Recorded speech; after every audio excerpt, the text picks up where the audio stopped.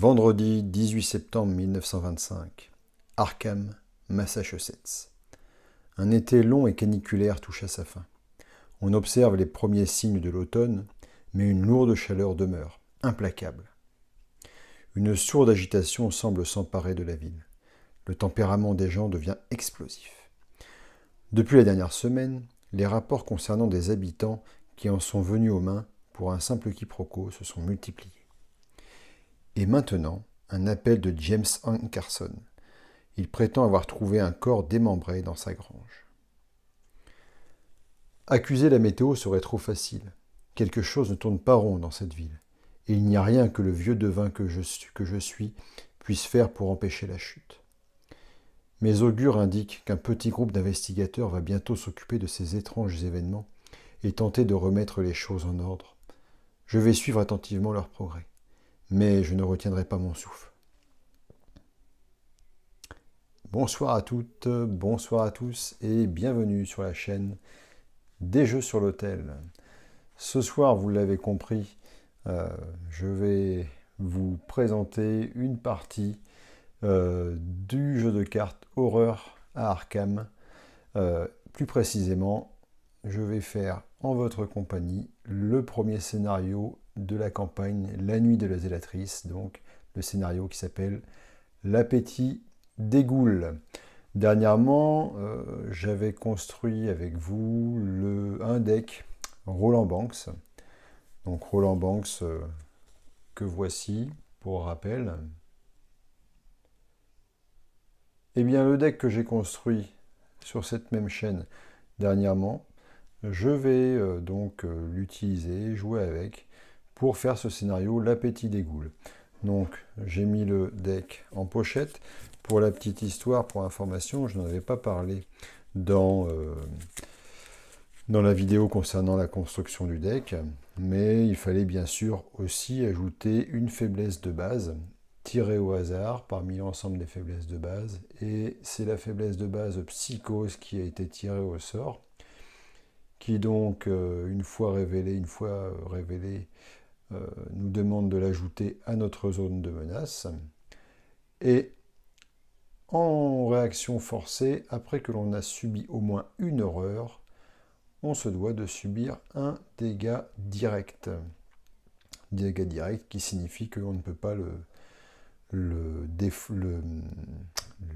donner à un allié, par exemple. Et au coup de 2 actions, c'est ce qui est marqué tout en bas, on peut défausser la carte Psychose.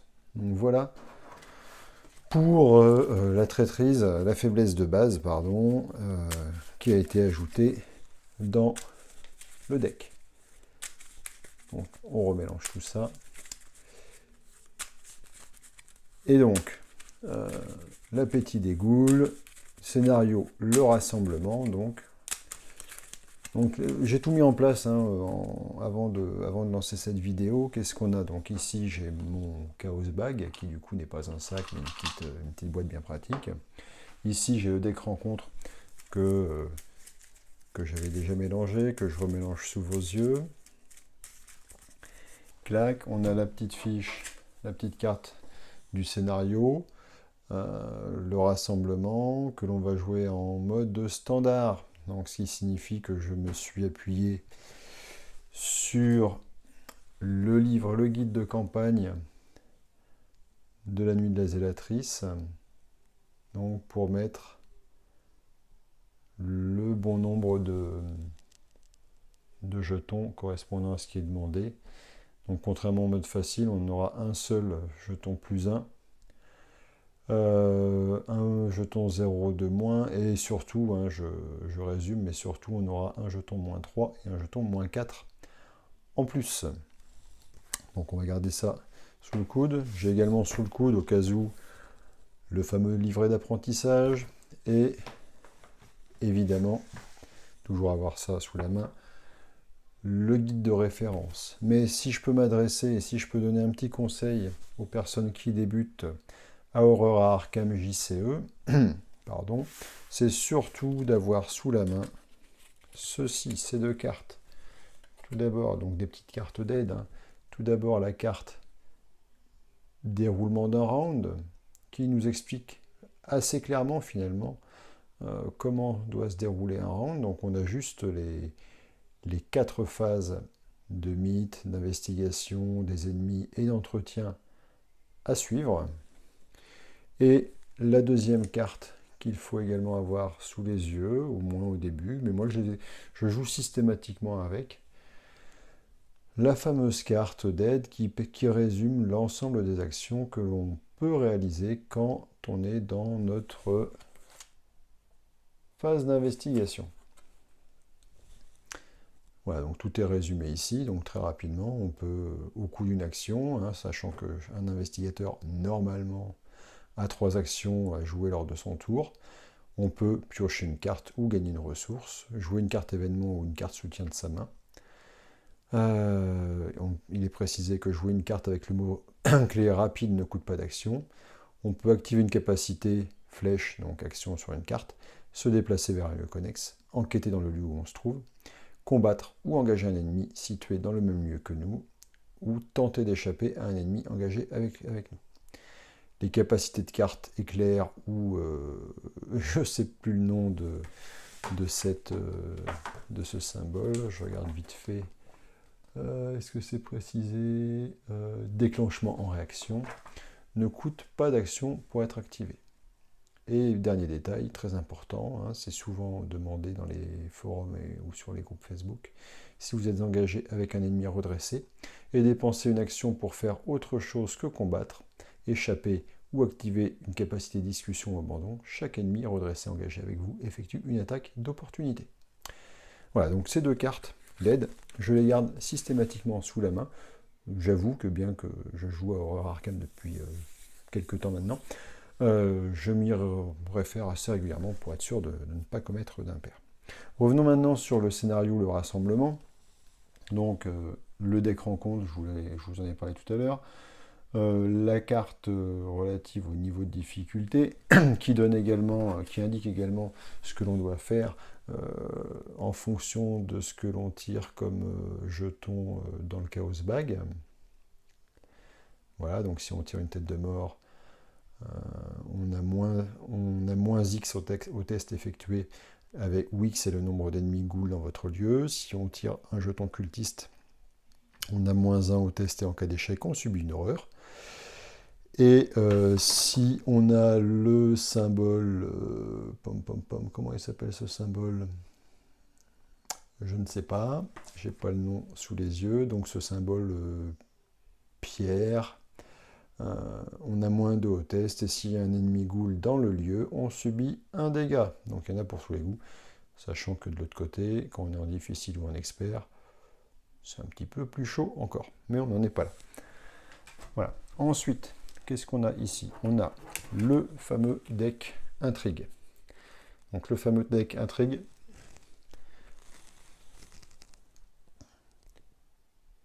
que se passe-t-il?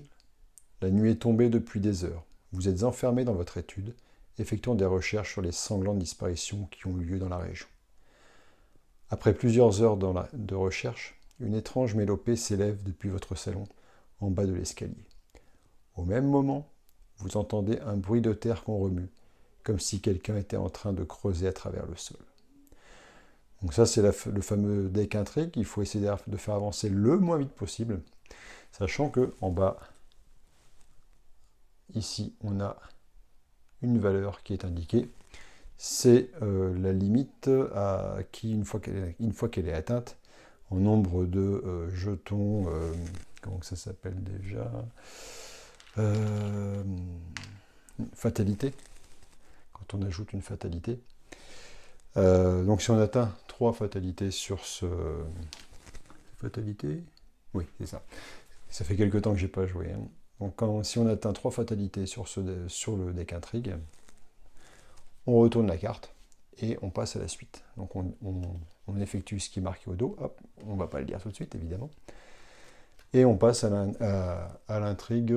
Donc derrière, ce sera l'intrigue 1B normalement. Et on passerait alors à l'intrigue 2A en principe, selon ce qui nous a indiqué au dos. Voilà, donc le deck Intrigue d'un côté. Et de l'autre, le deck pardon, Acte, Le deck acte qui nous indique que nous sommes piégés, tandis que vous vous précipitez pour découvrir de quoi il retourne, la porte de votre étude disparaît sous vos yeux, ne laissant à sa place qu'un solide mur. Vous êtes piégé dans votre étude jusqu'à ce que vous trouviez un moyen de sortir. L'acte 1A donc. Donc le but du jeu, clairement, c'est faire défiler le plus possible le deck acte pour arriver à la fin du jeu. En bas à droite, on a un symbole ici. Donc ici, en l'occurrence, on a un 2 avec un petit symbole investigateur. Ce qui ça signifie, alors parfois il est précisé sur la carte, comment, dans le texte, comment faire avancer le deck acte. Là, quand il n'y a rien de précisé, on peut avancer le deck acte dès lors que on possède un nombre d'indices, donc collectivement, un nombre d'indices égal à la valeur indiquée ici. Donc ici, comme j'ai un seul investigateur, comme j'ai un seul investigateur, Roland Banks, il me faut collecter 2 fois 1, donc 2 indices, pour pouvoir faire avancer le deck acte. Voilà. Donc voilà pour la mise en place du jeu. Dernier élément, de la mise en place du jeu. Donc ici j'ai la carte de notre investigateur. Donc autre élément, le lieu de départ. Ça c'était indiqué dans le guide de campagne. Au début, on démarre avec l'étude qui est en jeu. Donc l'étude qui a une valeur d'indice, hop là, ici, égale à 2. Et qui, au départ, possède 2 fois le nombre d'investigateurs, indices, donc c'est-à-dire 2 indices. Et on nous précise, on nous rappelle en bas, que la porte de notre étude a disparu. Pour la petite histoire, au début du jeu, normalement, quand un lieu n'a pas encore été révélé, il a un petit symbole, serrure, sous son nom, qui indique qu'il n'a pas encore été visité. Et dès lors qu'on y pénètre, on retourne la carte pour avoir un lieu avec éventuellement ici des informations, on le verra par la suite, relatives à ce lieu. Voilà, donc du coup, le guide de campagne demandait à ce que l'étude soit mise en jeu. Dès lors qu'on met un lieu en jeu, je vais essayer de ne pas faire trop d'ombre, dès lors qu'on met un lieu en jeu, on lui pose tout de suite le nombre d'indices indiqués dessus. Donc ici on a une étude avec 2 indices. Et le guide de campagne, toujours, nous dit que les investigateurs démarrent dans l'étude. Ok. Donc là, il n'y a pas le choix, il n'y a pas d'autre lieu découvert. Il va nous falloir faire avancer le deck acte pour pouvoir passer à la suite. Ok, donc je remélange encore un coup mon deck joueur. En petite précision, cette vidéo, donc comme c'est une partie, certes, ce scénario n'est pas très long, mais j'ai pas envie non plus de faire une vidéo qui dure 2 heures. Je sais pas du tout le temps que ça peut prendre de faire une partie commentée comme ceci. Donc il est fort possible que je l'interrompe et que je la fasse en plusieurs épisodes en fonction aussi de mon niveau de lassitude. Bon, on est le soir aussi, je vous l'avoue, et il se peut que j'ai aussi tout simplement envie d'aller me coucher. Voilà, donc possible que ce soit en plusieurs épisodes. À l'heure actuelle, je ne le sais pas. Le deck est bien brassé. Autre dernier point, dernière précision, 5 ressources au départ. J'ai un stock de ressources. J'ai un stock de points de dégâts et d'horreur. Le Chaos Bag, je vous l'ai montré. Un stock d'indices. Et ici, vous les apercevez, j'ai les cartes qu'on nous a demandé de mettre de côté. Le Prêtre Ghoul, Lita Chantler. Et les autres lieux qui devraient servir dans la partie. Si on ne s'en sert pas, c'est qu'il y a un problème. Pour avoir fait le scénario quelques fois. Voilà. Ok, donc on démarre. Donc comment ça se passe au départ? Tout simplement, on commence déjà à piocher 5 cartes. 1, 2, 3, 4, 5. Donc je vous rappelle que quand j'avais fait le deck de Roland, comme il est tout seul, il va devoir être capable d'enquêter. Ok, sachant qu'il a un niveau d'intelligence égale à 3. Bon, avec un premier lieu, avec un niveau d'indice de 2, bon, c'est jouable. Et il va sûrement avoir, même si ce scénario, bon, je le connais, sans vouloir spoiler, si vous ne l'avez jamais fait, il n'est pas très compliqué non plus, hein, c'est un scénario d'introduction, mais il va falloir quand même essayer de s'équiper pour cogner un petit peu. Donc, bien que le scénario soit relativement facile, on va essayer d'avoir une main de départ la meilleure possible. Alors déjà, on tire psychose, la traîtrise, et il est précisé dans les règles que si on tire une des faiblesses de base du deck, on l'écarte, on la remélangera, et il faudra tirer une carte pour la remplacer. Si par hasard, elle me satisfait, je n'ai qu'à tirer une carte pour remplacer psychose. Alors qu'est-ce qu'on a? On a se préparer au pire, qui permet de chercher un soutien arme parmi les 9 cartes du dessus, du deck. On a pardon, je regardais la carte et non pas mon retour visuel. On a le Colt 32, donc qui j'aimais bien parce qu'il il permet d'avoir 6 munitions d'entrée de jeu, qui coûte 3, dépenser une munition, et ça permet de combattre en infligeant un dégât de plus pour cette attaque. Pourquoi pas? On a le chien de garde. Quand un attaque ennemi inflige des dégâts au chien de garde, infliger un dégât à l'ennemi. Ça ne me déplaît pas. Et on a le fameux explosif, la fameuse explosion de dynamite, pour infliger 3 dégâts à chaque ennemi et à chaque investigateur dans le lieu choisi. Qu'est-ce que je vais faire? Alors, je serais bien tenté de garder le chien de garde, de garder le colt, et de défausser. Je sais plus exactement ce que j'ai mis dans le deck, hein, ça fait quelques jours qu'on l'a fait, donc je vais écarter ces 3 cartes-là pour en tirer 3 autres, sachant que si elles ne me plaisent pas, alors s'il y a une faiblesse, je la garde, évidemment, pardon, je vais la défausser, puisqu'on est dans le tirage de la main initiale, mais quoi que je pioche d'autres, j'aurai pas le choix que de jouer avec. Donc, 1, 2, 3. Ah, c'est pas mal du tout ça, donc on va mélanger. Ces 3 cartes.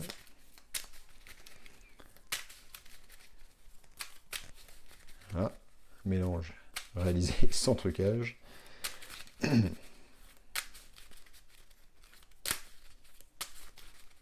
Hop, je coupe au cas où je n'aurais pas confiance en moi-même. Et voilà, mon deck est prêt. Alors qu'est-ce qu'on a tiré? Eh bien, on a tiré une planque qui nous permet de gagner 3 ressources, et ça, je trouve que c'est très appréciable de l'avoir dès le début. On a tiré une maîtrise qui permet de consolider les attaques, hein, grâce aux icônes qui sont sur le côté ici, donc qui permettent de booster les tests de lutte, et qui permet aussi, en cas de succès dans ce test, de piocher une carte. C'est toujours bon à prendre. Et travail de terrain qui coûte 2, c'est un soutien, donc c'est un talent qu'on va mettre en jeu et garder. Après, vous êtes déplacé vers un lieu. Si ce lieu a au moins un indice sur lui, incliné travail de terrain, vous gagnez plus de votre valeur de compétence pour le prochain test de compétence que vous effectuez à cette phase. Bon, ça me plaisait bien, à voir si on va en avoir vraiment besoin. Tac, tac, tac, donc je mets ma main ici. Pour rappel, clac, c'est écrit tout en bas, chaque investigateur vérifie la taille de sa main, et à la fin de notre tour, donc en phase d'entretien, on n'a pas le droit, normalement, d'avoir plus de 8 cartes. Très bien. Ok, donc je mets ma main comme ça, je vais me la mettre comme ceci, ok, pour essayer d'optimiser l'espace. Eh bien, c'est parti. Donc, au moins le premier tour, je vais suivre avec vous comment doit se dérouler un round. Premièrement, phase de mythe.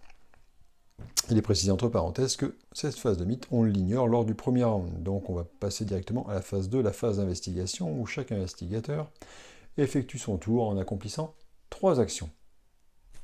Ok. Donc, première chose, alors, qu'est-ce qu'on va faire? 3 actions, donc il va falloir...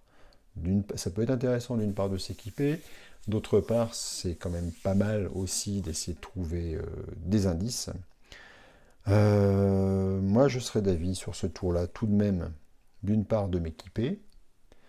Alors par contre j'ai oublié au préalable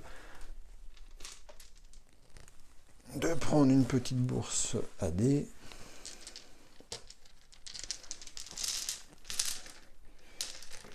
Plutôt que de mettre des ressources, des jetons ressources sur mes équipements, je préfère mettre des dés indiquant le nombre de munitions qu'il y a dessus. Donc tout d'abord, première action pour 3, tac, tac, tac. Allez, on va tout de suite prendre un Colt avec soi. Un Colt qui aura donc 6 munitions. Ça, c'était la première action. En deuxième action, je vais jouer la planque. Alors, je le joue au feeling. Hein. Après tout, il n'y a rien qui dit que je vais gagner cette partie. Donc, la planque qui me permet de récupérer mes 3 ressources. Tac, tac, tac. Et en troisième action, j'aime bien le chien de garde. On va payer 3. Et on va être accompagné par le chien de garde. Voilà. Donc vous voyez sur ce tour-là. Alors j'aurais pu enquêter. Mais si je peux attraper une perception en cours de route, ça serait pas mal. Il n'y a rien qui le garantit, hein. Il me reste quand même une grosse vingtaine de cartes, hein. 25 cartes, 26, 27, 28 cartes dans le deck. Bon, on va attendre un petit peu. Je viens de faire la phase d'investigation, je passe à la phase des ennemis. Les ennemis avec le mot-clé chasseur se déplacent vers l'investigateur, chaque ennemi engagé attaque si possible. Pas d'ennemis, parfait. C'est l'avantage du premier tour, hein, évidemment. Et enfin, la phase d'entretien, réinitialiser les actions. Donc, si on a des cartes... Ah oui, alors normalement, à la fin d'une action, à la fin d'un tour, pardon, l'investigateur est retourné sur sa face... sur sa face, donc au début, il est en face colorée. Et ensuite, il est retourné sur sa face grise, pour dire qu'il a fini son tour. Donc là, qu'est-ce qu'on nous dit? Réinitialiser les actions, retourner les mini-cartes. Tac, donc on retourne Roland. Redresser toutes les cartes inclinées.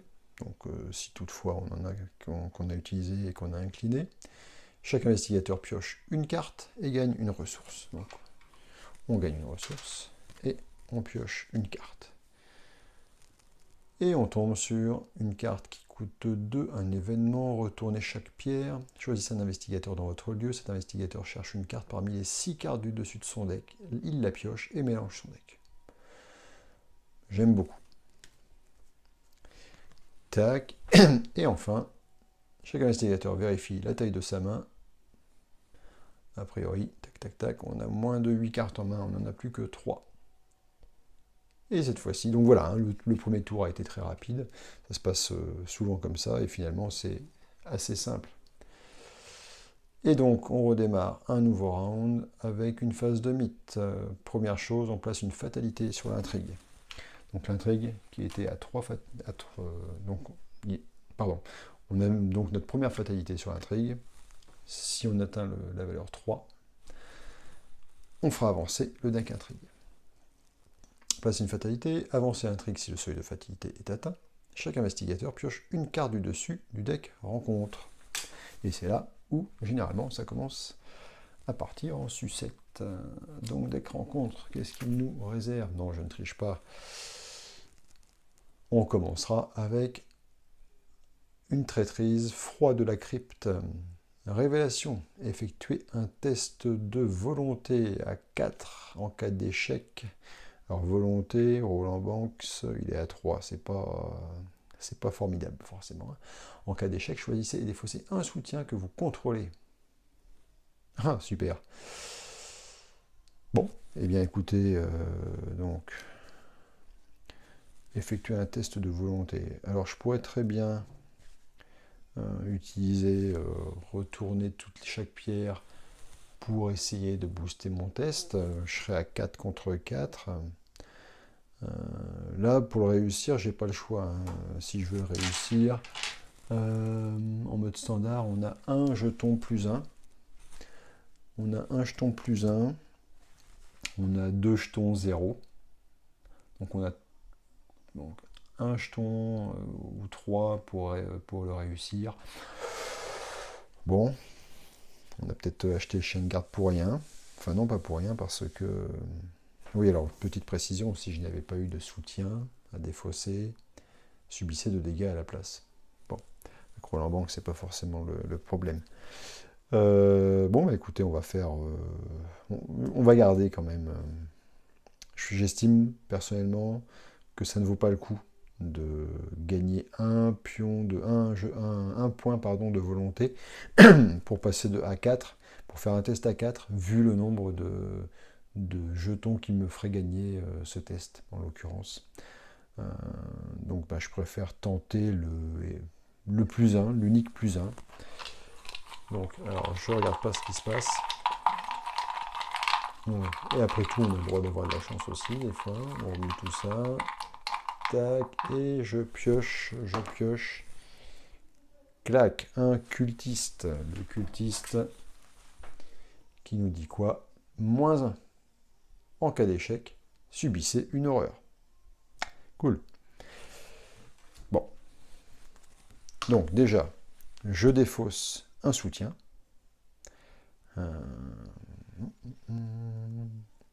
Alors j'hésite pour le coup.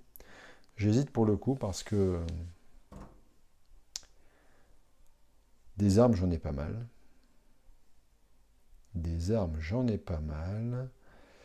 Non, je vais défausser le chien de garde.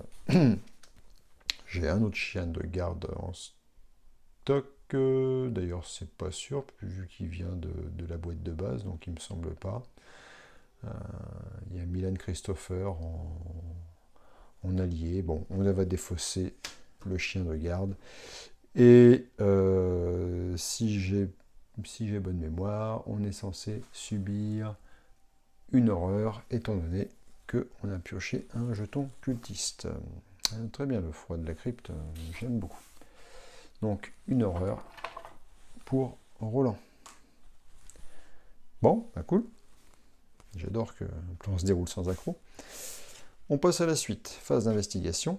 Chaque investigateur effectue son tour en accomplissant 3 actions.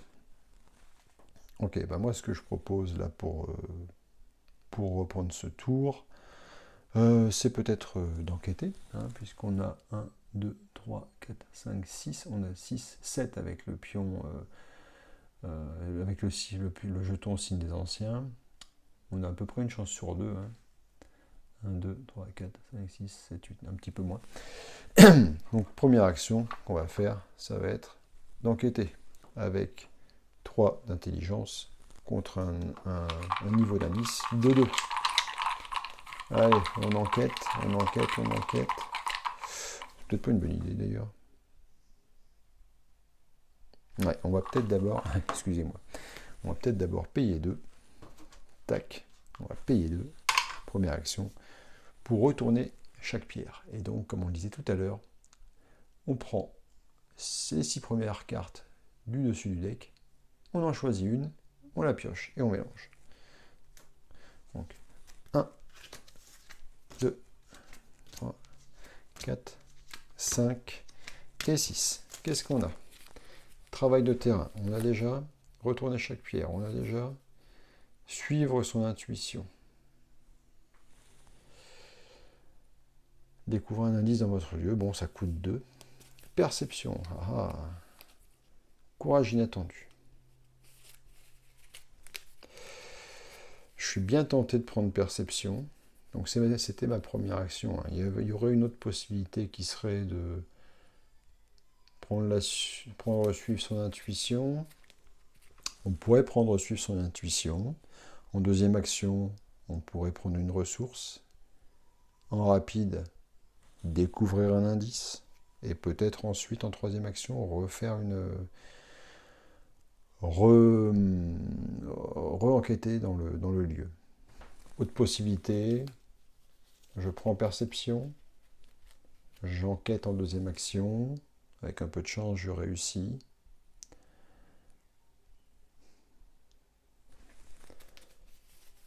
Ah ouais, ça, l'avantage de jouer suivre son intuition, c'est que on trouve un indice à coup sûr. Eh bien écoutez, je vais prendre ça. N'hésitez pas, hein, quand vous regarderez cette vidéo, n'hésitez pas dans les commentaires à me dire « Ah, moi j'aurais plutôt fait ça », même si, attention, hein, après, quand on voit la suite de la partie, je veux dire, au moment où je pioche cette carte, je ne sais pas du tout ce qui va se passer par la suite, évidemment. Donc, mais n'hésitez pas à commenter et à dire si vous aussi, vous auriez joué de la même façon ou pas. Ok, donc, première action, j'ai retourné chaque pierre. Deuxième action, j'ai dit que je prenais une ressource. Ensuite, en rapide, donc, je me disais que ce serait pas mal de de jouer suivre son intuition et de découvrir un indice dans mon lieu. Donc, deuxième action, pardon, en rapide, je paye 2, j'ai plus de sous, tant pis. Clac. Et je découvre un indice grâce à suivre son intuition. Troisième action. Alors, il y en a qui n'aiment pas du tout ce que je vais faire. Alors, est-ce que j'enquête? Oui, je pense que je vais enquêter. Je vais enquêter parce que c'est important d'avancer assez rapidement pour éviter de passer trop vite les intrigues, hein, et donc de faire avancer le deck acte. Donc, troisième action, je vais enquêter avec une valeur d'intelligence de 3 et une valeur d'indice dans le lieu de 2. Allez, un petit 0. Allez, je dis même un -1 éventuellement. Et là, on pioche. Bingo, un échec automatique. Formidable. J'adore quand un plan se déroule sans accroc comme ça. Voilà, donc une action de perdue, c'était la troisième. On passe donc à la suite qui est la phase des ennemis. Toujours pas d'ennemis dans les lieux, c'est peut-être la seule bonne nouvelle du tour. On passe donc à la phase d'entretien. On réinitialise les cartes. On redresse. Chaque investigateur pioche une carte et gagne une ressource. Tac. Et tac. Ah, c'est pas une mauvaise chose. Une perception. Très bien. On n'a toujours pas eu de carte en main. Donc on passe à la phase de mythe du tour du round suivant. Phase de mythe. Donc on met un deuxième pion, une deuxième fatalité sur le deck intrigue, sur l'intrigue en cours. Et on pioche une carte rencontre. Et on découvre, oh joie, des mains saisissantes. Révélation. Effectuez un test d'agilité. En cas d'échec, subissez un dégât pour chaque point manquant. Ça peut faire mal. Ça peut faire mal. Je regarde là le travail de terrain qui pourrait éventuellement me faire booster mon test d'agilité. Après, vous êtes déplacé vers un lieu, si ce lieu a au moins un indice. Bon, pour l'instant, je vais le garder. Et je prends le risque de prendre cher. Donc, test d'agilité. Après tout, je n'ai que des dégâts à subir. 2 contre 3, 2 contre 3, 2 contre 3, et je pioche. C'est pas possible, un échec à nouveau. Alors un échec, dans ce cas-là, quand on fait un échec et qu'on doit comparer le résultat, qu'on parle de points manquants, pardon, c'est comme si on était à 0. Et donc, il me semble, hein, n'hésitez pas à me contredire dans les commentaires si ce n'est pas le cas, mais du coup, c'est comme si j'étais à 0, donc c'est comme si j'avais tiré un -2 en fait, et donc je subis le nombre de dégâts max, c'est-à-dire 3. 3 dégâts. Oh, ça va. Sur 9, on a encore 5. C'est la fête. Donc ensuite, excusez-moi, on redémarre la phase d'investigation suivante. Bon, c'est bien beau tout ça, mais on va peut-être essayer d'avancer. Donc la première action que je vais faire, ça va être d'enquêter. Je vais enquêter en utilisant la perception. Donc, on est à 3 d'intelligence, 3 plus 2, hein, je rappelle, hein, plus les 2 points ici d'intelligence, donc 3 plus 2, contre une valeur d'indice sur le lieu de 2. Donc on est 5. 5 contre 2. On pioche. 5 contre 2, 5, 5, 5, 5. Moins 1, 4. 4 contre 2. Donc l'enquête est un succès. Alors, je gagne l'indice. Enquête réussite. Pioche une carte. Donc je défausse la perception que j'ai utilisée. Je pioche une carte. Et je récupère un si ça saigne. Rapide à jouer après que vous avez vaincu un ennemi monstre. Chaque investigateur dans votre lieu se soigne d'un nombre d'horreurs égal à la valeur d'horreur de cet ennemi. Bon, là en l'occurrence, il me faudrait plutôt un bon vieux bandage. Mais on ne va pas cracher dans la soupe.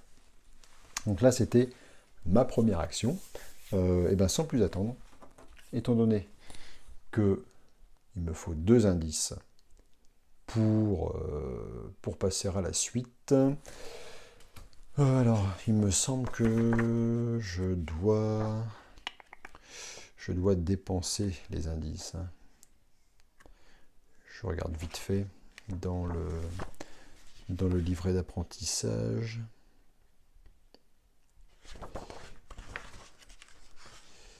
Avancer le deck Act.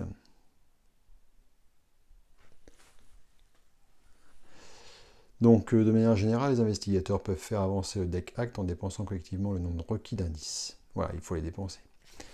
C'est ici. Donc, là.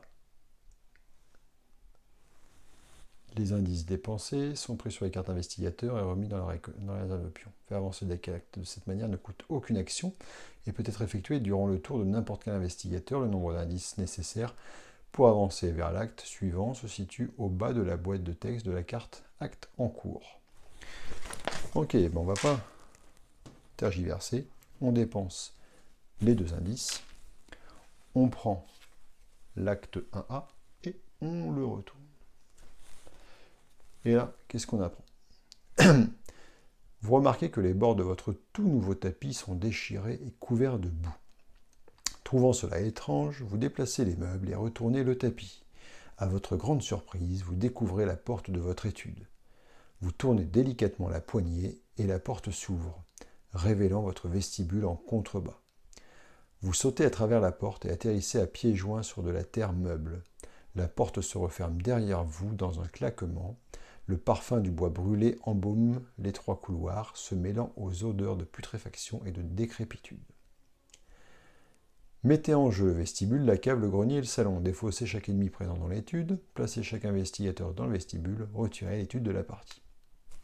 Ok, donc, on va prendre les différents lieux indiqués. Alors, on va retirer l'étude de la partie. Clac. Mettez en jeu le vestibule. Clac. La cave, qu'on va mettre en dessous, ce qui est logique. Je vais peut-être être embêté au niveau place, mais c'est pas grave. Le grenier. Et le salon. Défausser chaque ennemi, il n'y en a pas. Placer chaque investigateur dans le vestibule. Alors, petite analyse rapide. Donc, on a, avant d'y entrer, le lieu est verrouillé. Vous êtes pris de panique et vous vous sentez désorienté en atterrissant sur le sol du vestibule. Le monde semble tournoyer tout autour de vous. On est donc dans le vestibule. Qu'est-ce qu'on y découvre? On a une valeur d'indice qui est égale à 1. Mais il y a 0 indice dans le lieu. Les murs de votre maison sont couverts de boue et votre parquet a disparu, remplacé par de la terre retournée. Au passage, superbe illustration. J'adore. Alors, petit décodage rapide de ce type de carte, des cartes lieux. Je ne l'avais pas dit pour l'étude parce que c'était peut-être moins important à ce moment-là et surtout tous les éléments n'apparaissaient pas. Le vestibule ici est donc représenté par ce symbole, ce carré blanc entouré de rouge. Et en bas, on a d'autres symboles au principe similaire. Un triangle entouré de bleu, un plus entouré de rouge ou de marron, et un losange, enfin c'est plutôt un carré incliné entouré de vert. Ça signifie que ce lieu est relié, donc à partir de ce lieu, un investigateur peut rejoindre n'importe lequel de ces lieux. Et évidemment, il s'avère que le triangle sur fond bleu, c'est le grenier, qui pour l'instant est donc verrouillé. Hein. Le plus entouré de marron, c'est la cave. Et le dernier symbole, c'est le salon. Et on remarquera que chacun de ces lieux n'est relié qu'au vestibule. Ça signifie donc que notre ami Roland, qui pour l'instant est dans le vestibule, depuis le vestibule peut essayer de rejoindre, j'ai dit bien essayer, tous les lieux qui sont indiqués ici, donc grenier, cave, salon. Mais une fois dans un de ces lieux, par exemple dans le grenier, il ne pourra retourner que dans le vestibule. Alors je dis, il pourra essayer, sauf qu'il faut lire évidemment ce qu'il y a sur les cartes. Sur le grenier, on a juste un texte d'ambiance, hein, une odeur de viande pourrie agresse vos narines à mesure que vous approchez de l'escalier du grenier. Ok. Sur la cave, les escaliers qui mènent à votre cave sont glissants et recouverts d'une fine couche de glace. Donc on est toujours dans le vestibule, hein, même illustration, et on voit ce qui se passe à l'entrouvert avec cette porte entrouverte. Et le salon, c'est un peu différent, puisque là on nous dit « L'entrée du salon est bloquée par une barrière insondable qui brille d'une lueur sombre. Vous ne pouvez pas vous déplacer vers le salon. » Ça signifie que je ne pourrai aller au salon que lorsqu'une carte me dira que c'est bon, vous pouvez y aller en haut. D'accord ? Vous ignorez ce qui pourrait se passer si vous tentiez de franchir le seuil de cette étrange barrière, mais au vu de la chaleur extrême qu'elle dégage, vous n'avez absolument pas envie d'essayer. Ok, donc l'acte 1A, que l'on a retourné, qui donc se transforme en acte 1B, est résolu. Et on passe donc à l'acte 2A, intitulé « La barrière ». Une barrière incandescente bloque le chemin menant au salon. Alors que vous tentez de la traverser, une intense chaleur vous force à rebrousser chemin. Vous ramassez une poignée de terre et la jetez contre la barrière. Vous observez avec effroi la terre prendre feu. Peut-être y a-t-il quelque chose dans la cave ou dans le grenier susceptible de vous aider ? Objectif. Tout à l'heure, on n'avait pas d'objectif. Hein. Quand le round se termine, les investigateurs dans le vestibule ont le droit de dépenser collectivement le nombre d'indices requis pour avancer, c'est-à-dire, en l'occurrence, 3. Bon, mais écoutez, ça me paraît clair. Donc là, on ne va pas pouvoir trouver d'indices dans le vestibule, puisqu'il n'y en a pas. Donc il va certainement falloir aller dans le grenier, dans la cave, pour essayer de trouver nos 3 indices manquants. Avec un équipement du feu de Dieu. Hein, faut pas hésiter, n'ayons pas peur des mots. Voilà. Donc, pour rappel, on avait bouclé une première action dans ce tour. Et donc, on va en faire une deuxième. Une deuxième, et sur cette deuxième action, alors, bon, je sais un peu ce qui va se passer dans les différents lieux, mais en deuxième action, on va peut-être descendre à la cave. Allez, on descend à la cave. On retourne la carte de la cave, dont voici l'illustration. Un peu étrange hein, comme cave. Il y a eu quelques transformations dernièrement. Donc un niveau d'indice de 4 avec 2 indices à l'intérieur. Et ça commence super bien, ça se poursuit super bien, puisque enforcé, après être entré dans la cave, subissait un dégât. Bah oui, puisque on nous disait que les escaliers qui mènent à votre cave sont glissants et recouverts d'une fine couche de glace. Donc évidemment, l'ami Roland s'est certainement cassé la figure. On notera que en bas à droite de cette carte de la cave, on a un point de victoire. Ça signifie que, en mode campagne, si on nettoie ce lieu de tous ces indices, on gagnera un point de victoire qui sera bien précieux par la suite pour améliorer le deck de notre investigateur. Ok, bon, on n'en est pas là, puisque en attendant, on a 2 indices ici. Ça, c'est la bonne nouvelle. La nouvelle un peu moins bonne, c'est qu'on a quand même un niveau d'indice de 4. Donc il va falloir se démener pour y arriver. Et En forcé, donc, on subit un nouveau dégât. Donc on a 5 dégâts. 4 dégâts restants avant de mourir. Super. Donc ça, c'était ma deuxième action. Ce qui peut être pas mal... Eh ben non, eh ben non, eh ben non, eh ben non. Donc deuxième action. Ce que je vais faire, donc oui, ce qui se fait pas trop habituellement, en tout cas ce qui est assez décrié dans pas mal de forums, c'est de piocher une carte en dernière action.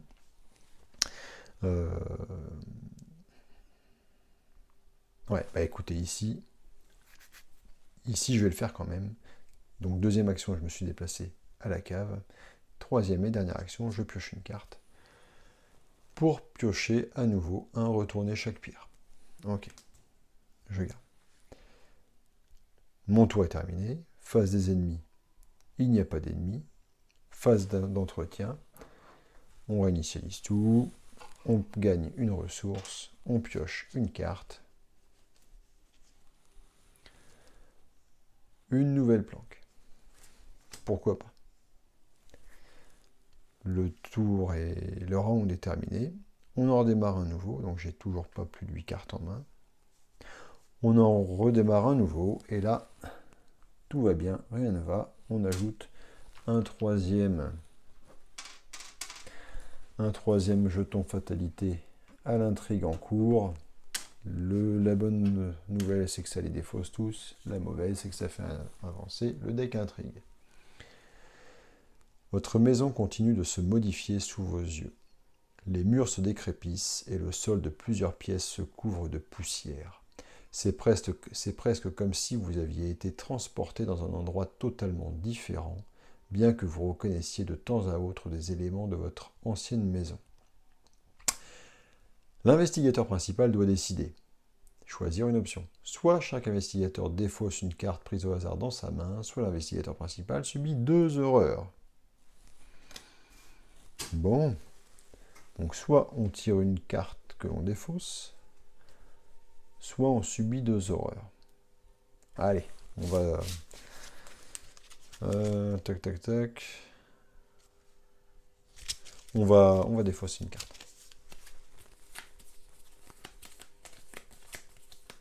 Hop, et on va défausser celle-ci. Clac. Le travail de terrain. En fait, c'est pas une carte si terrible que ça, puisque j'en ai pas déjà défaussé une. Non. Mais j'ai du mal à la jouer, celle-ci. Donc, c'est la carte défaussée. Ok, très bien. Je pense que c'est toujours mieux que de subir des horreurs. Et on a une nouvelle intrigue qui apparaît, qui va nous laisser peut-être un peu plus de temps. L'émergence des ghouls, le sol se dérobe sous vos pieds, et vous apercevez un vaste réseau de tunnels qui serpentent dans les ténèbres en contrebas. Les silhouettes d'étranges créatures se déplacent prestement dans les galeries, tentant de se frayer un chemin vers la surface. Vous n'aurez probablement pas envie d'être là lorsqu'elles y parviendront. Ça c'est bien, 7, ça laisse le temps. Et il va pas falloir traîner quand même. Voilà. Donc, phase de mythe. Donc on reprend la carte, vite fait, déroulement du round, placer une fatalité, avancer l'intrigue si le seuil de fatalité est atteint. Chaque investigateur pioche une carte du dessus du deck rencontre. Alors, cette fois-ci, qu'est-ce qu'on a? Paralysé par la peur.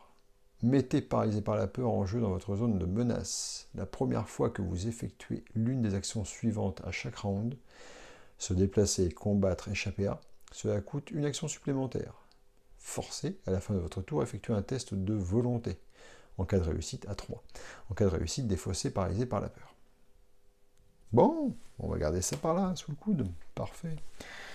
Bon. Eh bien, maintenant, il va peut-être falloir y aller. Hein. Donc,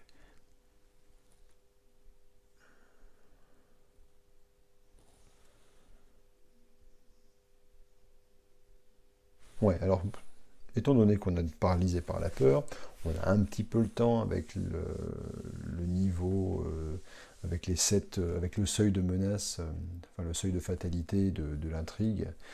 Moi, ce que je ferais bien, je me referais bien la cerise. Je me referais bien la cerise, peut-être en commençant d'ailleurs en utilisant 2.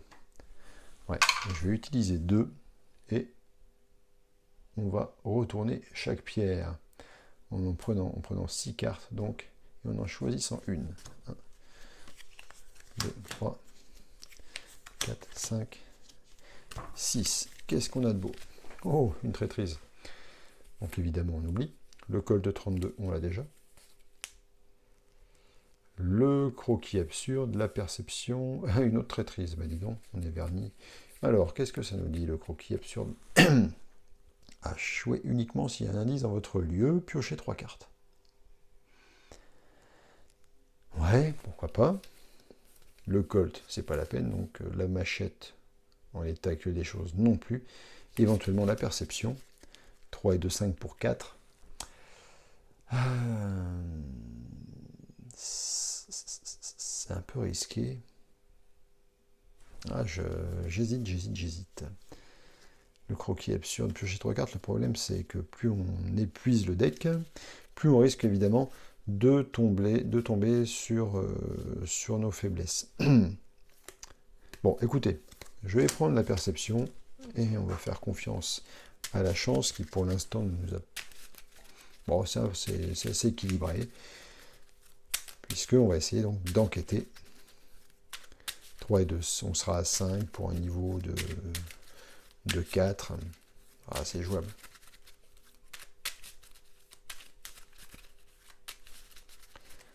Ok, donc première action, on a joué retourner chaque pierre. Deuxième action, on va enquêter. On va enquêter, donc avec un niveau d'intelligence de 3 plus 2, contre un niveau d'indice de 4.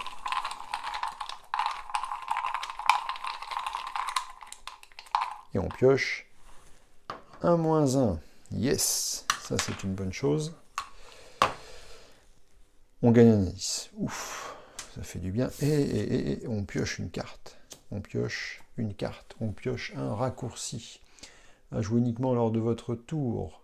Pour un coût de 0. Choisissez un investigateur dans votre lieu. Déplacez un investigateur vers un lieu connexe. Ça c'est bien, c'est un déplacement gratuit.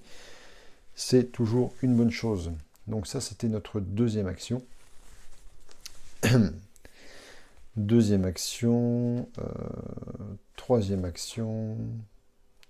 action, ouais, ce que je ferais bien, bah alors, soit je me déplace, mais c'est pas forcément intéressant, on a besoin d'indices, soit j'enquête, et avec difficulté en revanche, soit je m'enrichis un petit peu en jouant ma deuxième planque. Je peux aussi essayer de piocher une carte.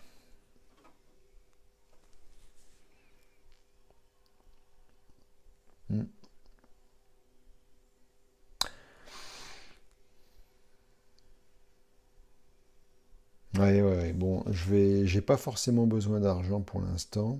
Je vais avoir je vais avoir une ressource tout à l'heure. Donc je vais tenter. Enquêter à perte, c'est quand même gênant. Enfin, c'est-à-dire enquêter en étant déficitaire d'entrée, c'est pas forcément une bonne chose. Je vais plutôt piocher. Je vais piocher une carte pour espérer piocher une carte qui pourra m'aider à enquêter. Une machette, ça va énormément m'aider.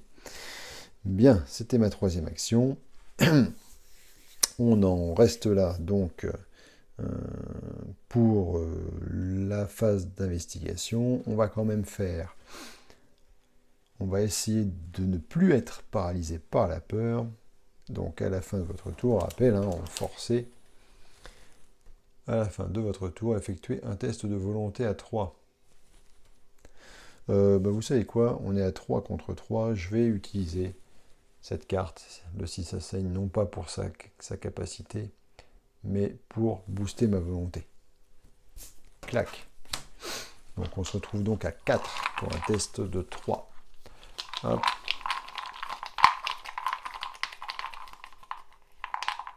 Et on pioche. Waouh. Alors, Ça, c'est quoi? Moins X. Moins X, c'est le nombre d'ennemis ghouls dans votre lieu. Ouf, et ben ça fait du moins 0. Mince, j'aurais pu économiser une carte, c'est pas grave. En tout cas, ce qui est très important, à mes yeux, c'est de ne plus être paralysé par la peur, parce que quand même, se déplacer, combattre ou échapper à, qui coûte une action supplémentaire, bah c'est quand même pas, c'est pas cool. Ok, donc le tour est terminé, on a résolu paralysé par la peur, on passe en phase d'entretien dans laquelle on pioche une carte. Ah, l'explosion de dynamite, que j'aime bien, qu'on va peut-être avoir du mal à jouer, et on prend une ressource. Ok. Phase de mythe. Phase de mythe, on ajoute donc un pion fatalité sur l'intrigue, on pioche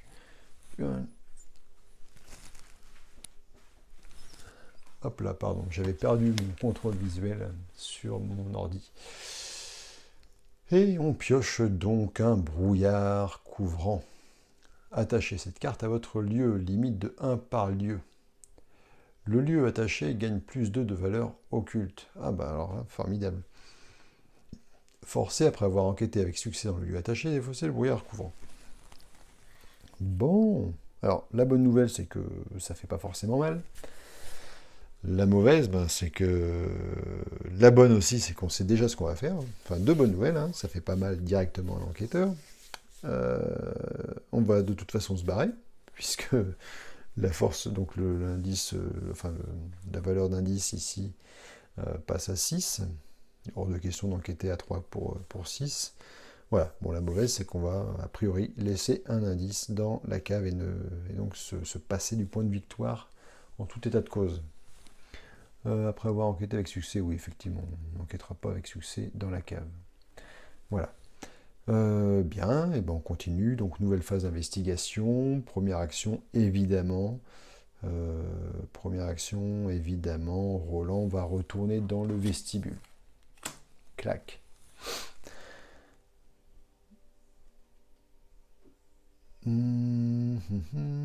Rapide à jouer uniquement lors de votre tour. Ça peut être intéressant, ça. Deuxième action. Non, pas en deuxième action. On va jouer en rapide, on va jouer le raccourci. Choisissez un investigateur dans votre lieu, déplacez cet investigateur vers un lieu connexe. Clac. Donc on va aller dans le grenier. Donc on a toujours deux actions à faire. Le grenier qui a une valeur occulte de 1, c'est un peu plus dans nos cordes, avec deux indices. Après être entré dans le grenier, subissez une horreur. Mais pourquoi donc? Pourquoi donc une horreur? Ah oui, c'est dégoûtant. Bon. La carcasse sanglante d'une bête difforme est pendue à un croc de boucher attaché au plafond. Du sang coule lentement de la carne, goûtant dans un petit tonneau.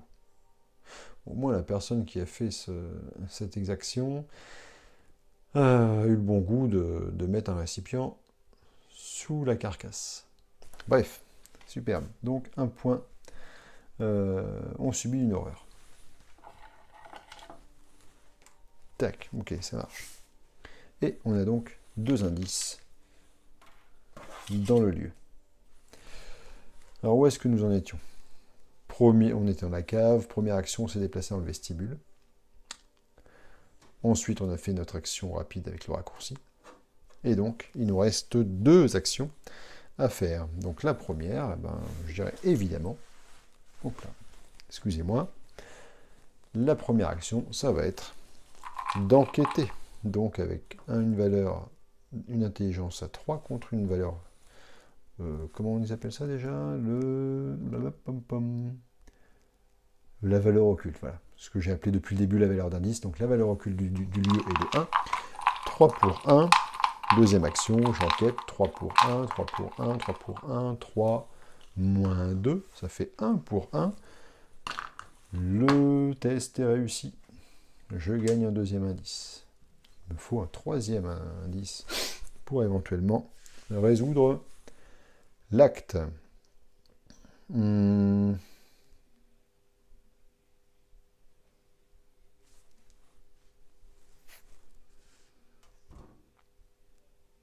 Je réfléchis parce que je sais un petit peu comment ça va se passer par la suite. Alors, je spoil pas toujours, mais du coup, j'hésite à utiliser ma planque pour gagner 3 ressources, pour passer à 4, parce que ça peut être intéressant à un moment ou à un autre de pouvoir utiliser l'explosion de dynamite. Ouais, sachant que, sauf erreur de ma part, hein, quand le round se termine... Ah non, on peut attendre. On peut attendre. Donc ce qu'on va faire, on va déjà enquêter. On va déjà enquêter. On va déjà enquêter, donc une dernière fois, une deuxième fois dans ce lieu, donc toujours avec 3 contre 1. 3 pour 1. Clac. 3 pour 1. Avec le fameux moins X qui correspond au nombre d'ennemis ghouls dans mon lieu, 0. Donc c'est un succès. Tac. Donc, je répète, hein, quand le round se termine, ce qui est le cas maintenant, les investigateurs dans le vestibule, je n'y suis pas, ont le droit de dépenser collectivement le nombre d'indices requis pour avancer. Donc pour l'instant, je ne peux pas avancer. Je ne suis pas dans le vestibule. Par contre, le round est terminé. Le round est terminé, je vérifie, j'ai rien oublié de particulier. Alors par contre, j'ai un point de victoire, hein, en ayant trouvé les 2 indices dans le grenier. Le round est terminé, on va gagner une ressource, on va piocher une carte, un courage inattendu, ça peut être intéressant d'avoir un boost de 2 à n'importe quel test. On va le garder. On va le mettre avec maîtrise, tiens, ça peut être bien. Et on fait donc la nouvelle phase de mythe. Phase de mythe, deuxième pion, fatalité sur l'intrigue. On pioche une carte rencontre et on tombe sur une nuée de rats formidable. Alors petite formidable déjà parce que c'est de la bonne chair à canon, même s'il faut quand même pouvoir les exterminer. Petite précision, donc c'est une créature avec le trait chasseur. On en a déjà parlé très rapidement dans la phase des ennemis, quand j'ai décrit la phase des ennemis sur la carte d'aide. Une horde de rats cruels se précipite en une vague ondulante de griffes, de dents et de fourrures. Alors qu'est-ce que ça nous dit? Ici on a une valeur 1 à côté de laquelle il y a ce point qui donc correspond à la valeur de lutte.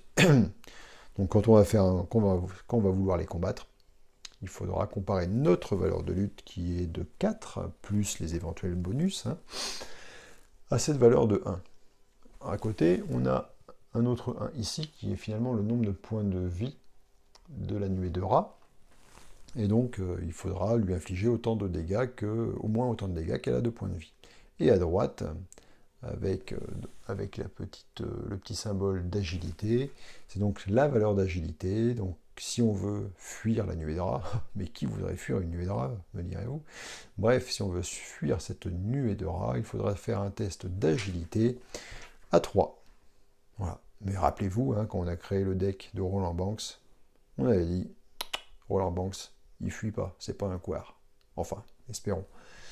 Dernier point, si c'est la nuée de rats qui vient à nous attaquer, soit pendant la phase des ennemis, soit attaque d'opportunité, elle nous infligerait alors automatiquement, un point de dégâts. Ok, en attendant, la nuée de rats, elle est pour nous dans notre zone de menace. Bon, bah tout va bien. À la limite, je préfère ça qu'un paralysé par la peur, par exemple. Ok. Et bon, on y va. Donc, première action. Alors oui, par contre, vu que j'ai un ennemi qui est engagé avec moi, puisque dès qu'il apparaît, il est engagé avec l'investigateur qui est dans son lieu, j'ai pas le choix. Hein. Pardon, c'est ici, tout en bas. Si vous êtes engagé avec un ennemi redressé et dépensez une action pour faire autre chose que combattre, échapper à ou activer une capacité de discussion ou abandon, chaque ennemi redressé engagé avec vous effectue une attaque d'opportunité. Donc là, on ne va pas prendre ce risque-là. On va taper. On va taper. Alors pour le coup, j'ai pas besoin d'utiliser mon Colt. Enfin, je ne pense pas, hein, puisque en action, je dépense une munition pour combattre et j'inflige un dégât supplémentaire pour cette attaque. Non, là, ce dont j'aurais éventuellement besoin, c'est de booster ma force, enfin ma capacité ma compétence de lutte. Aucun intérêt de vouloir lui mettre un dégât supplémentaire puisqu'il n'a que la nuée de rat n'a qu'un seul point de vie. Ok, donc première action, on va combattre. D'ailleurs, ça pourrait être problématique pour la suite, ce Colt 32. On va combattre à 4 contre 1. 4 contre 1. 4 contre 1. 4, 4, 4. Ouais, on ne va pas utiliser la maîtrise ni le courage inattendu. Hein, faut pas pousser non plus.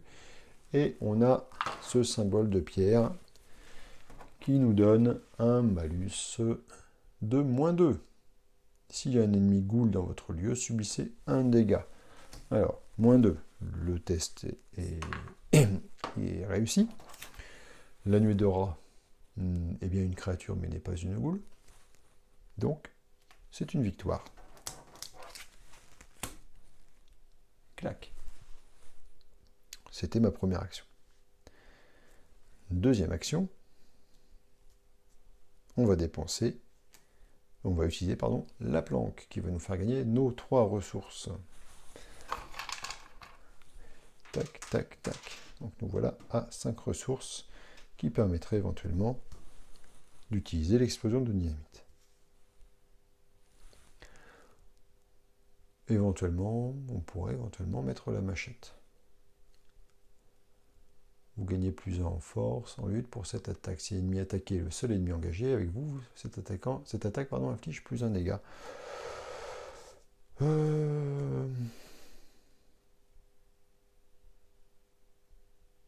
Non, on va la jouer. Hein, d'accord, il en a des. Hein. Donc, ce qu'on va faire, troisième action, on va aller dans le vestibule. Et donc, on va tout de suite. Donc, troisième action, le round se termine. Les investigateurs dans le vestibule ont le droit de dépenser collectivement le nombre d'indices requis pour avancer. Donc, tout de suite, Roland Banks va dépenser 3 indices pour avancer. Et qu'est-ce qu'on nous dit dans l'acte 2B? Utilisant le tonneau de gravier, utilisant le tonneau du grenier, vous transportez de la glace depuis la cave et la jetez sur la barrière. Cette dernière irradie et frémit en faisant fondre la glace, puis disparaît dans un sifflement. La barrière qui bloquait le passage jusqu'au salon a disparu. Révélez le salon. On révèle le salon avec une belle petite illustration. Il y en a qui ont un peu perdu la tête. Bork. On y reviendra tout à l'heure. La barrière 1, mettez Lita Chandler en jeu dans le salon, générez le prêtre ghoul dans le vestibule. Donc Lita Chandler, que voici. Tant que vous contrôlez Lita Chandler, elle gagne. Chaque investigateur dans votre lieu gagne plus 1 en lutte. Quand un investigateur dans votre lieu attaque un ennemi monstre, avec succès, cet investigateur inflige plus 1 dégât. Donc elle va dans le salon où on nous dit. Alors on peut abandonner pour action, c'en est trop pour moi, vous vous ruez vers la porte d'entrée et fuyez totalement paniqué. Autre élément, si Lita Chandler n'est pas contrôlée par un joueur, elle gagne, action, discussion, effectuez un test d'intelligence à 4. En cas de réussite, prenez le contrôle de Lita Chandler. Ok. Donc ça signifie que si on va dans le salon et qu'on veut discuter, on peut éventuellement avoir Lita Chandler en allié. Et le prêtre ghoul, enfin. Le prêtre ghoul qui, lui, faut le taper avec un test à 4, un test de lutte à 4. Il a 5 points de vie. Il faut faire 4 en test pour le fuir. S'il nous tape dessus, on prend 2 dégâts, on prend 2 horreurs, tout va bien. Il y a le symbole proie. Pardon, il a le trait proie. Donc là, en l'occurrence, à un seul joueur, avec un seul investigateur, ça ne changera pas grand-chose, mais à plusieurs, ça voudrait dire qu'il va chasser la personne qui a la compétence lutte la plus élevée. Il est donc chasseur et il a donc la capacité de riposter, la riposte ayant lieu en cas d'échec lors d'une attaque. Bon, eh bien, le prêtre Ghoul. Alors, petit fluff, texte d'ambiance, une silhouette vêtue de rouge et portant un masque en os. Elle gronde et marmonne avant de bondir pour attaquer.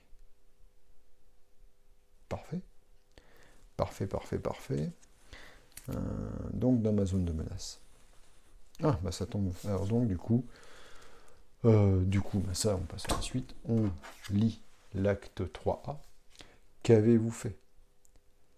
Une femme brandissant une torche se dresse au milieu de votre salon, une lueur de haine dans les yeux. Qu'avez-vous fait de ma barrière? Demande-t-elle, furieuse. Avant que vous ne puissiez répondre, un gémissement épouvantable retentit derrière vous. Une créature vêtue d'une toge et d'un masque figurant un crâne de cerf, surgit à travers un mur et se dirige vers vous. Objectif: si le prêtre Ghoul est vaincu, avancez.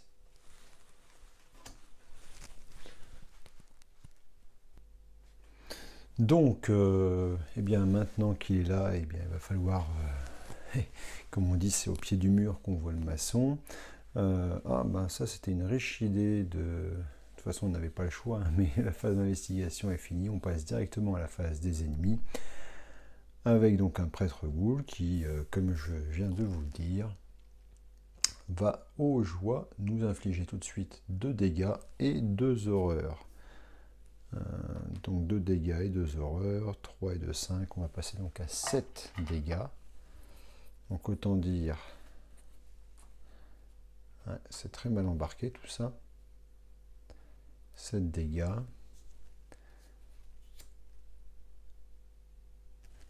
Clac.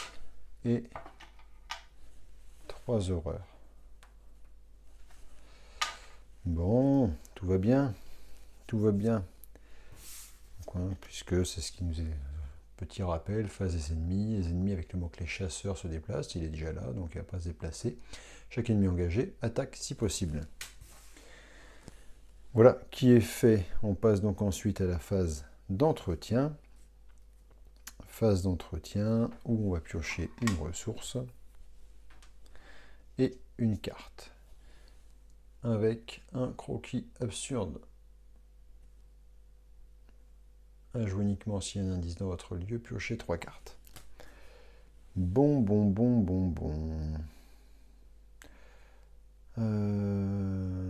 Phase de mythe, évidemment, phase de mythe. Alors là, ce qui serait vraiment un délice, ça serait donc un nouvel... On ajoute un pion de fatalité sur l'intrigue, et ça serait de piocher une bonne vieille Ghoul. Ah non. Antique fléau, présage, placer une fatalité sur l'intrigue en cours. Cet effet peut faire avancer l'intrigue en cours. Ah bah, pas de problème. Allez, on passe à 4, donc. Et on va pouvoir essayer de se coltiner cette abomination humanoïde.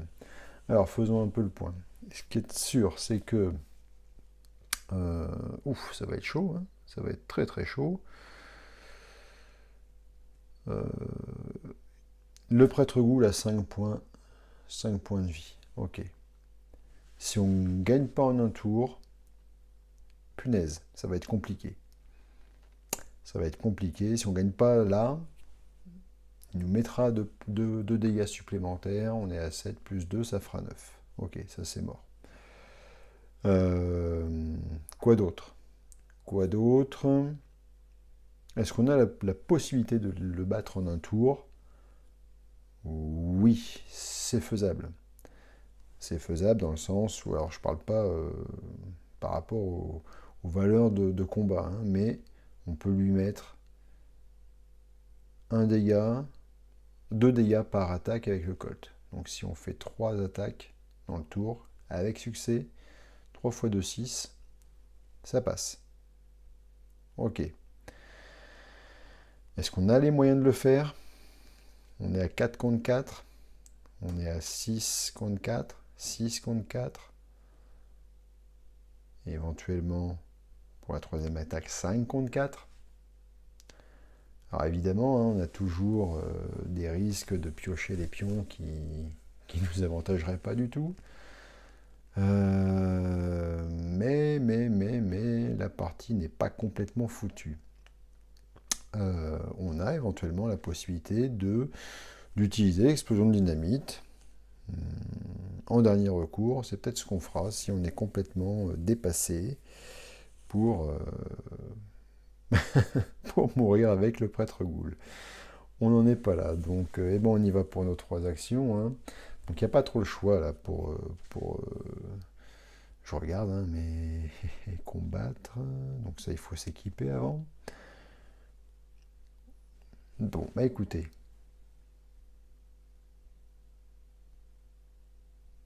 Ah mince, il y a un truc que j'ai pas fait tout à l'heure. C'était, ouais, j'aurais pu gagner un tour.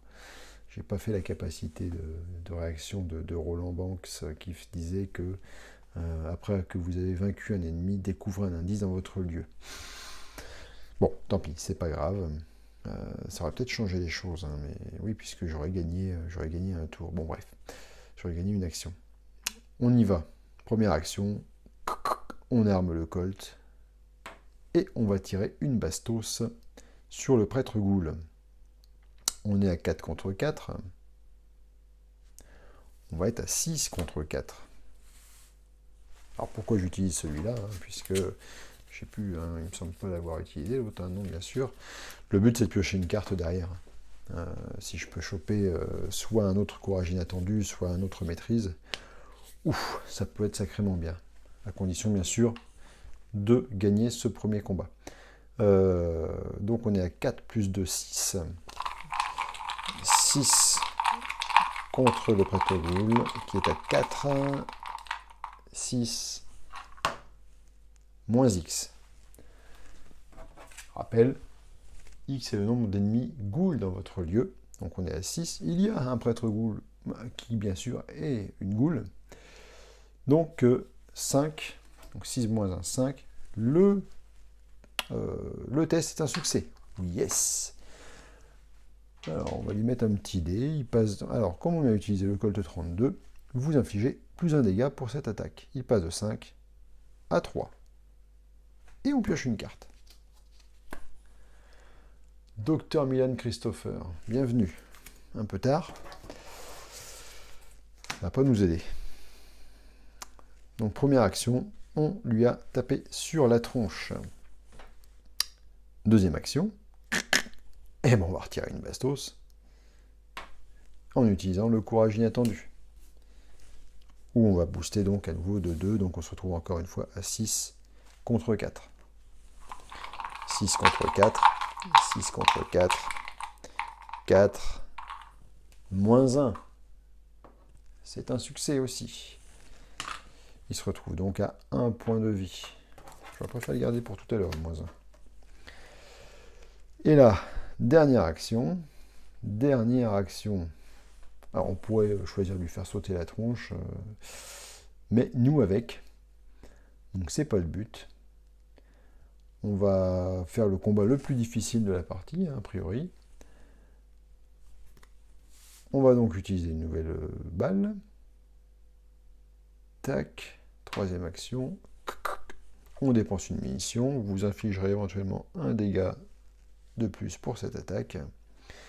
On est à 4 contre 4 et je vais utiliser la machette pour son bonus en lutte. Donc on est à 5 contre 4.